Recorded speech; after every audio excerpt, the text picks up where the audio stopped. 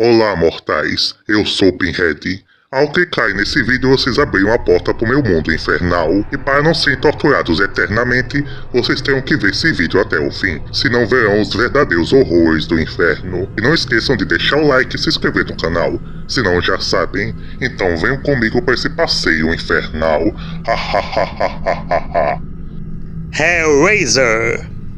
Saga lançada entre 1987 a 2018, contendo 10 filmes do gênero terror, sendo uma das sagas mais interessantes que saíram nos anos 80, mesmo que a maioria dos filmes não sejam bons. Essa saga eu ofereço a Janaína Cruz, que me pediu umas 20 vezes para falar dela, então é para você. Ela foi criada pelo escritor Clive Barker, através do seu livro The Hellbound Heart, O Coração Ligado ao Inferno, lançado em 86, que apresentou os demônios chamados de Cenobitas, demônios sadomasoquistas que não diferenciam o prazer da dor, com o líder sendo o Pinhead, numa tradução, o Cabeça de Alfinetes, personagem que se tornou a cara da franquia, com o primeiro filme sendo lançado em 87, com o nome Hellraiser, Renascido do Inferno, sendo escrito e dirigido pelo próprio Barker, para assim ter um controle criativo na produção, com um orçamento em torno de $1 milhão. O enredo começa quando um homem chamado Frank compra uma caixa de quebra-cabeças chamada de Caixa de Le Marchand, e ao resolver o enigma da caixa, acaba sendo levado pelos cenobitas ao inferno, onde passa a ser torturado constantemente. E tempos depois, o irmão de Frank, Larry, muda-se para a mesma casa que o Frank foi levado, junto com a sua segunda esposa, Julia. E em determinado dia, o Larry corta sua mão e o sangue, ao ser derramado no chão, ressuscita Frank, que volta com uma figura incompleta, e convence a Julia, que teve um caso com ele e ainda o ama, a trazer homens para ele drenar a vida deles e restaurar o seu corpo. E a filha de Larry, a Christy, acaba descobrindo isso, pega a caixa de Le Marchand e sem querer invoca os cenobitas, que querem levá-la com eles. Mas ela conta que o Frank fugiu deles e os levará até ele se ela for poupada. Hellraiser Renascido do Inferno é um filme excelente com visual marcante e bem perturbador, fugindo do estilo slasher que inundava os cinemas na época. Com um ritmo ótimo que as coisas vão aumentando de intensidade, te prendendo a atenção até o fim, com os pontos altos sendo os efeitos práticos, bastante criativos, que até hoje funciona, sendo melhor até que alguns efeitos digitais de certos filmes recentes, seja na maquiagem das criaturas e os efeitos de gore, não poupando no sangue, juntando tudo isso com a mitologia fascinante através dos cenobitas, que aparecem em poucas cenas, mas quando surgem, eles te prendem a atenção, e você meio que esquece da história principal, querendo saber mais sobre eles, tendo visuais bizarros com rostos deformados e roupas pretas, gerando desconforto e admiração no público, sendo 4 cenobitas: o Shattery, o Birdeball, a cenobita fêmea e o Pinhead, interpretado por Doug Bradley, que interpretou o personagem em mais 7 continuações, que junto com Robert Englund e o Christopher Lee, é o ator de terror que mais interpretou o personagem nos filmes. O Pinhead tem uma grande presença e voz marcante, falando como um aristocrata, bem manipulador e inteligente, difícil de ser enganado, fugindo do estilo assassino slasher, mesmo ele tendo ainda as suas armas, mas a arma dele aqui são correntes afiadas que dilaceram as vítimas, que mesmo sendo perigosos, eles não são necessariamente os vilões. Esse papel ficando para Frank e Julia, eles aparecem meio que para equilibrar as coisas. E tendo também a ótima trilha sonora composta por Christopher Young, com a trilha religiosa meio gótica, meio obscena, que encaixa perfeitamente com o filme. O resto do elenco também está bom, com a Ashley Lawrence que faz a Christy, não sendo a garota indefesa, conseguindo ter um bom plano para escapar dos cenobitas. E a Claire Higgs que faz a Julia, tendo momentos bem cruéis. Os problemas do filme são mais alguns efeitos que são toscos, mas dá aquele charme da época. A direção do Barker é boa, mas tem alguns problemas por ele não ser acostumado a dirigir na época, criando algumas cenas sem nexo e confusas. E um final bem rápido, em que o Frank mata o Larry para pegar sua pele, ele acaba matando também a Julia, tenta pegar a Christy, os cenobitas aparecem, matam ele, tentam pegar a Christy.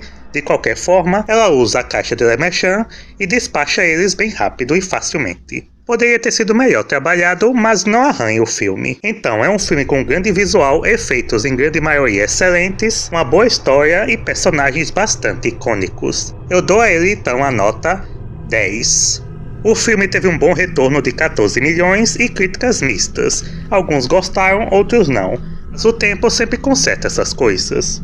E hoje ele foi reavaliado e ganhou status cult. É um filme imperdível.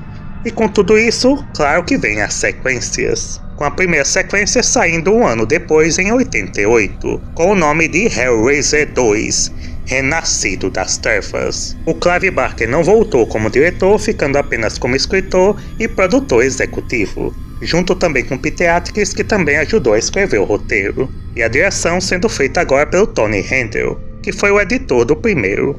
A trama se passa momentos após o primeiro, que a Christie acabou sendo internada no hospital psiquiátrico, chefiado pelo Dr. Channard, que também é obcecado pela caixa de Lemechan. Então ele pega o colchão onde a Julia morreu, sacrifica um dos seus pacientes e atrás de volta. E com o seu corpo restaurado, os dois pegam a jovem chamada Tiffany para resolver o enigma da caixa, abrindo então um portal para o mundo dos cenobitas, em que a Christie precisa enfrentar os perigos mais uma vez.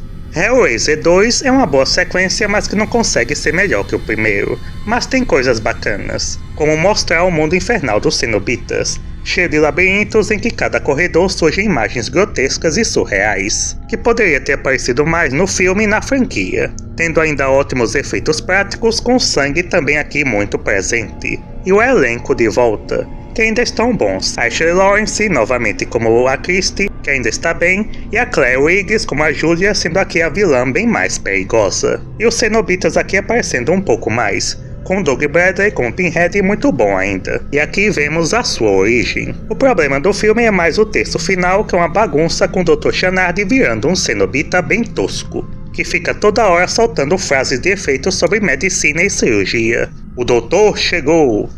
O doutor recomenda amputação, e por aí vai, mas até que deixa tudo mais divertido, mas que foge do tom mais pesado do primeiro. E a Christie e a Tiffany encontram o Pinhead e seus asseclas, que os faz lembrarem da vida passada deles, voltando a serem humanos, e ficando bonzinhos de uma hora para outra. E o Dr. Channard aparece e mata todos eles. Isso mesmo.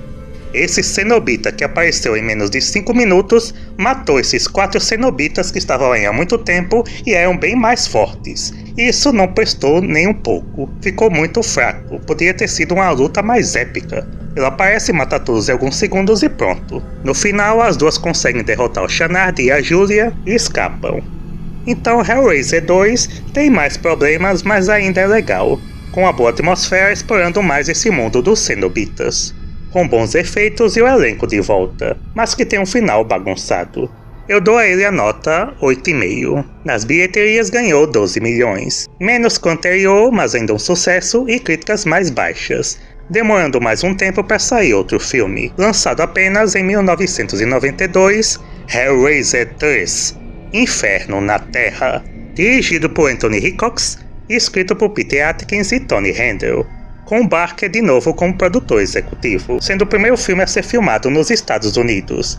Os outros dois foram no Reino Unido, e o primeiro a ser lançado pela Dimension Films, que a partir desses lançou todos os outros. A trama mostra que o Pinhead, após lembrar da sua humanidade, se dividiu em dois. O capitão Elliot Spencer, seu lado humano, ficando no limbo, e o Pinhead, seu lado demônio, preso em um pilar esculpido, que é comprado por um dono de uma boate, que o Pinhead o convence a trazer vítimas para ele em troca de mostrá-lo prazeres além da compreensão humana. Enquanto isso, uma repórter chamada Joy começa a investigar um crime envolvendo o pilar, e passa a ser visitada pelo Elliot, que a convence a tentar impedir que seu lado maligno se liberte e traga o inferno na Terra. Hellraiser 3 é uma trecheira fugindo do tom perturbador dos outros dois, mas é muito divertido, com Pinhead aqui se tornando o principal antagonista. Diferente dos outros, que ele é mais coadjuvante, e quando ele se liberta ele taca o terror em todo mundo, com muitas mortes, mutilações e caos, com o filme se tornando um slasher, que é legal de se ver com vários diálogos marcantes. Aqui o show é dele, tendo também a melhor cena da franquia, com ele invadindo uma igreja, vai até o altar, pega uns alfinetes, coloca nas mãos para imitar Jesus, soltando a frase "Eu sou o caminho". É muito insano e blasfemo, mas ainda tem um problema que mesmo ele estando legal, não parece o Pinhead dos outros. Ele parece aqui mais o Freddy Krueger, que essas coisas é algo que o Freddy Krueger faria. E a protagonista não é muito boa, com a Krista aparecendo apenas uma cena, bem rápida, e no lugar fica essa que não tem o mesmo carisma. E o título é enganoso, O Inferno na Terra. Com esse título se espera que ocorresse uma destruição maior. E outros momentos ridículos aparecendo outros cenobitas, um que lança discos, outro que incendeia, outro com a câmera na cabeça, que são bem toscos e não tem a mesma presença dos outros cenobitas. Mas é o último bom filme da saga, o mais divertido, com bons efeitos, um ritmo ágil e o Pinhead tacando terror. E claro, a trilha sonora com a música Hellraiser do Motorhead, cujo videoclipe foi feito para esse filme, com a participação do Doug Bradley como Pinhead. Então é um filme que tem bons momentos, eu dou a ele a nota 8. Nas bilheterias ganhou 12 milhões e meio, um pouco mais e críticas um pouco melhores. E em 96 saiu a quarta parte, Hellraiser 4, Herança Maldita, cuja produção foi problemática, com Kevin Yeager sendo o diretor, que entregou um filme de 1h50, cujos executivos da Dimension não gostaram, cortando cenas e pediram refilmagens, algo que o Yeager não aceitou, então eles chamaram Joe Chappelle para dirigir essas novas cenas, construindo um filme bem diferente do que seria. E o Yeager, não gostando do resultado, pediu para ser creditado como Alan Smith, um pseudônimo usado por pessoas do cinema que não querem o nome envolvido numa produção que saiu do controle. Então já se espera um filme bem fraco. A trama segue 3 linhas do tempo. Uma se passando no século XVIII, em que se acompanha o Philippe Lemarchand, o criador da Caixa. A segunda linha no presente de 96, acompanhando o descendente do Lemarchand, que passa a ser confrontado pelo Pinhead e uma demônio chamada Angelique. E a terceira linha se passando no futuro do ano de 2127, numa estação espacial em que outro descendente do Lemarchand tenta deter os cenobitas. Hellraiser 4 é ruim e chato, com a história sendo bem arrastada, mesmo com o filme tendo 1h25. Os cortes e as mudanças prejudicaram muito a história do filme, com Pinhead e Angelique que tem um confronto ideológico, que no filme foi reduzido para tensão sexual, além de ter um protagonista bem ruim, com o mesmo ator fazendo 3 papéis, que não consegue expressar nenhuma emoção. O bom do filme é mais alguns efeitos, o gore presente e o Doug Bradley que ainda consegue passar credibilidade para a saga. Não é o pior dos filmes, mas tinha potencial para ser muito melhor. Eu dou a ele então a nota 4,5. O filme arrecadou 9 milhões nas bilheterias e críticas baixas, sendo o último filme da saga a ser lançado nos cinemas. E o último a ter o envolvimento do Clive Barker. A partir do 5, todos os filmes foram lançados direto para DVD, com pouca ou nenhuma ligação com os outros filmes, porque eles passaram a pegar outros roteiros de histórias já prontas, mudaram algumas partes, tirando personagens e colocaram cenobitas e o Pinhead na história para fazer parte da saga Hellraiser, ou seja, muita cara de pau. Começando com Hellraiser, Inferno, lançado em 2000, dirigido por Scott Derrickson, que dos diretores ele foi que mais se deu bem, porque após esse filme ele lançou outras produções interessantes, como O Exorcismo de Emily Rose e O Doutor Estranho, e escrito por ele junto com Paul Harris Boardman, em que acompanhamos o Joseph Thorne, um detetive corrupto que descobre a caixa de Lemarchand numa cena de crime, e ao resolvê-la passa a ter alucinações com criaturas bizarras, entre eles o Pinhead, e aparecem umas 2 cenas, se descobrindo que está no inferno desde que abriu a caixa, e será torturado eternamente pelos cenobitas. Hellraiser Inferno é um filme interessante cujo problema é ter o nome Hellraiser do título, porque a história é boa, sendo um suspense sombrio com estética noir e um terror psicológico. A direção do Derrickson é boa, sabendo criar alucinações bem incômodas e tendo efeitos competentes, se utilizando de vários simbolismos e cenas surreais, e tendo uma parte que mostra bem a ideia do prazer e dor. E o Doug Bradley, como Pinhead, aparece pouco, mas tem ótimos diálogos. O problema é mais o ator protagonista, que é melhor que o do 4, mas ainda é longe de ter simpatia do público. E por colocar na saga Hellraiser, se não tivesse os cenobitas e fosse outro filme, a nota seria maior. E essa ideia do protagonista estando no inferno sendo torturado não só fisicamente, mas psicologicamente pelo Pinhead, é bacana porque é algo que o Pinhead faria. Tem seus momentos criativos e é interessante. Eu dou a ele a nota 5. O filme teve críticas mistas a positivas, com elogios para a produção, direção e a história, mas críticas por ter o título Hellraiser. Mas até que as vendas de DVD foram boas, então lançaram mais outra sequência, saindo em 2002, Hellraiser, Caçador do Inferno, dirigido por Rick Botta e escrito por Cal Dupré e Tim Day. Essa sequência tinha chance de ser legal por trazer de volta a Ashley Lawrence novamente como Kirsty, mas que se tornou mais outra decepção, em que acompanhamos o Trevor, o marido de Kirsty, que os dois sofrem um acidente de carro, sendo ele aparentemente o único sobrevivente. E após isso, ele passa a ter fortes alucinações com os Cenobitas. É o mesmo enredo do anterior, só que bem piorado, em que ele morreu e está no inferno sendo torturado eternamente pelos Cenobitas, porque ele quis matar a Kirsty para ficar com a herança dela, mas ela foi mais esperta e o entregou ao Pinhead. E como o anterior, esse também tem algumas cenas surreais e interessantes, e uma violência grotesca e o Pinhead que é a melhor coisa, com seus diálogos filosóficos e sarcásticos, mas que de novo não era para fazer parte da saga, sendo colocados os Cenobitas e a Kirsty para fazer parte da franquia, e aqui ela sendo bem desperdiçada, porque com a Kirsty voltando seria bom a gente saber mais o que aconteceu com ela depois dos outros filmes, o que aconteceu com ela, como ela sobreviveu todo esse tempo, o que aconteceu com a Tiffany, era isso, mas no lugar colocaram esse personagem do marido, que ficou o filme todo com cara de paisagem, além de esperarmos um novo confronto dela com o Pinhead, que acontece mais uma cena bem rápida. É um filme fraco, parece mais uma continuação do Alucinações do Passado de 1990, do que um filme Hellraiser, que tinha potencial, mas desperdiçou em uma trama sem graça. Eu dou a ele a nota 4. As críticas foram baixas, mas até que teve fãs que gostaram. E como gastavam pouco por serem lançados direto para DVD, eles até que tinham um bom lucro. Aí a Dimension Filmes decidiu economizar ainda mais, gravando 2 filmes Hellraiser ao mesmo tempo na Romênia, local barato para se gravar filmes de terror.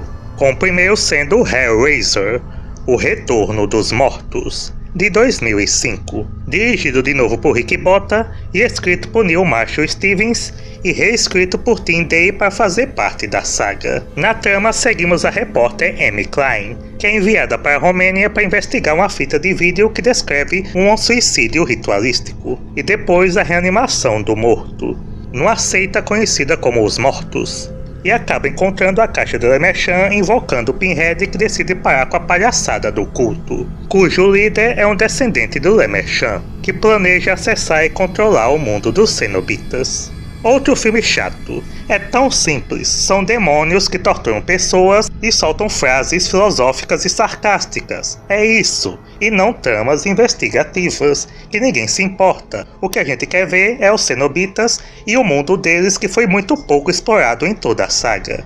O elenco é péssimo, a direção é fraca, o legal é mais a locação na Romênia e o Doug Bradley de novo como Pinhead. E o final do filme quando ele mata todo o culto e o seu líder, numa morte bem gráfica. Então é só assistir o começo e o final do filme e pronto. Eu dou a ele a nota 3. As críticas foram mais baixas ainda, e no mesmo ano saiu outro filme filmado na Romênia, o Hellraiser, O Mundo do Inferno, dirigido mais uma vez por Rick Botta e escrito por Cal Dupré e o Joel Soisson. De novo foi reescrito para fazer parte da franquia, em que seguimos um grupo de jovens viciados num jogo online chamado Hellworld, baseado na série Hellraiser, em que um deles acaba cometendo suicídio, e 2 anos depois eles são convidados para uma festa privada do Hellworld, dada por um senhor que é fã do jogo, e ao chegarem lá passam a ser perseguidos e mortos por Pinhead e companhia. O mundo do inferno é uma bagunça, se tornando de uma vez um slasher, com Pinhead matando um cara com um cutelo, mas até perto do final estava sendo um filme divertido. O cenário da mansão que acontece a festa é bacana e tendo mortes brutais com bons efeitos. E os Cenobitas estavam aparecendo mais, fugindo da trama investigativa dos outros. O elenco tá ok, com os rostos conhecidos sendo o do Henry Cavill, o Superman, em início de carreira, que como eu falei na saga do Massacre da Serra Elétrica, é sempre bom ver esses atores em início de carreira fazendo qualquer coisa para pagar as contas. Que se fosse hoje e aparecesse esse projeto para eles, eles dariam uma banana. Tem também o Lance Henriksen, que fez centenas de filmes, que aqui faz o anfitrião da festa, que tá legal. E o Doug Bradley, que foi a sua última participação na saga. Tava sendo um filme bem interessante até. Mas aí chega o final e vem um plot twist horrível, em que tudo era ilusão e sonho dos jovens, que foram enfeitiçados pelo anfitrião, que é o pai do jovem que se suicidou, que os culpou pela morte do filho. Então ele enfeitiçou todos, enterrou eles vivos, e tudo o que aconteceu foi coisa da cabeça deles, os fazendo morrer de medo e agonia. No geral, um filme que estava sendo um bom entretenimento, mas que estragou por causa de um plot twist ridículo. Eu dou a ele a nota 2. Críticas ainda mais baixas, e depois desse ficaram um tempo sem lançar outro. Mas em 2011 tiveram que produzir um novo filme Hellraiser às pressas, para não perderem os direitos da saga. Então saiu o Hellraiser Revelações, dirigido por Victor Garcia e escrito por Gary Tunnicliffe, sendo o primeiro filme a não ter o Doug Bradley como Pinhead, que se recusou a participar desse filme. Então já viu, né? A trama acompanha dois jovens que, ao viajarem para o México, encontram a caixa de Le Marchand e invocam Pinhead, que leva um deles, que retorna após o amigo matar uma prostituta. Então eles vão atrás de outras pessoas para restaurar o corpo dele, mas ela acaba traindo seu amigo, arrancando a pele dele para usá-la para voltar para casa, para dar sua namorada para os cenobitas em troca da vida dele. Mas o Pinhead surge acabando com a sua festa, e o leva mesmo assim. Esse é o pior filme da saga, muito mal feito, uma direção porca, uma edição confusa e efeitos bem pobres. Ele coloca um estilo de found footage muito mal dirigido. O filme tem 1h15, mas parece que tem mais de 2 horas. E eles fizeram esse filme de qualquer jeito para não perder os direitos da saga, como eu falei. E não tem o Doug Bradley, que com ele os filmes eram ruins, mas ainda davam uma credibilidade, sem ele piorou. E no lugar colocaram Zé Mané com as bochechas do Kiko, e quando aparece gera risadas parecendo um cos pobre. O engraçado é que para vender o filme, eles colocaram lá na capa do DVD de que o filme saiu das ideias do Clive Barker. Aí o Barker mandou uma mensagem no Twitter dizendo que esse filme não saiu nem do buraco de trás dele. É um filme para você fugir, não recomendo, eu dou a ele a nota 1. As críticas foram muito negativas, ficando mais um tempo sem lançar outro filme. Aí começou novamente o prazo para a Dimension Filmes produzir outro para continuar com os direitos. Aí o criador dos efeitos da saga, o Gary Tunnicliffe, que foi o roteirista do Revelações, veio com a ideia para um novo filme, sendo aprovada pelo estúdio filmando com orçamento baixo de $350 mil. Escrito e dirigido por ele e lançado em 2018 com o nome Hellraiser, O Julgamento. A trama começa mostrando uma nova facção do inferno, chamada de Inquisição Stygian, que processa e pune almas dos pecadores. Enquanto isso, um grupo de detetives estão em busca de um assassino em série chamado de Perceptor, cujos crimes são baseados nos 10 mandamentos. E a investigação acaba levando um deles a uma casa abandonada onde funciona a Inquisição, se deparando com cenobitas e o Pinhead, gerando confrontos entre o céu e o inferno.